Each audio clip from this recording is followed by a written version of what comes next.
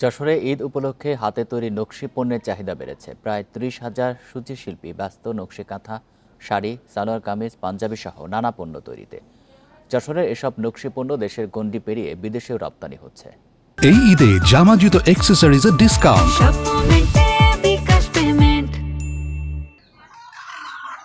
বাড়ির উঠানে বসে নিপুণ হাতে সুই সুতার বুননে একদল নারী তৈরি করছেন নানা রকম নকশি পণ্য। ঘুম থেকে উঠে হাতের কাজ সেরে এভাবেই দল বেঁধে উঠানে বসে পড়েন তারা। এরপর দিনব্যাপী চলে নকশার উপর সুনিপুণ হাতের সূচিকর্ম।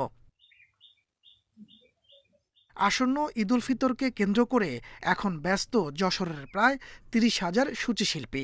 দিনরাত পরিশ্রম করে নির্দিষ্ট সময়ের মধ্যে কাজ তুলে দিতে হচ্ছে। এতে বাড়তি কিছু আয় হবে, যা দিয়ে ঈদে ছেলেমেয়ের জন্য নতুন কাপড় কিনে দিতে পারবেন।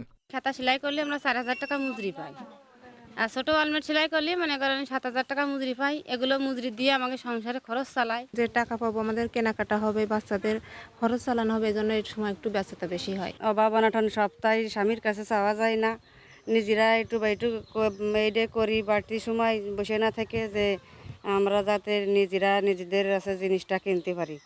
সুতা ও কাপড়ের দাম বেড়ে যাওয়ায় এবার উৎপাদন খরচ বেড়েছে বলে জানান উদ্যোক্তারা। তবে দাম রয়েছে ক্রেতার নাগালের মধ্যেই, বিক্রিও বেশ ভালো।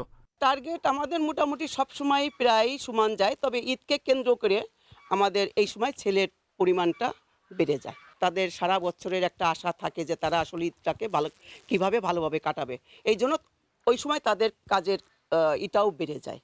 এবার যশোরের নকশি কাঁথা বিক্রি হচ্ছে ১০ থেকে ২০,০০০ টাকা, বেড কভার ১২০০ থেকে ৫,০০০, কুশন কভার ৫০০ থেকে ২,০০০ টাকা, শাড়ি ১৫০০ থেকে ১০,০০০ টাকা, এছাড়া পাঞ্জাবি ৮০০ থেকে ৪,০০০ টাকায় বিক্রি হচ্ছে।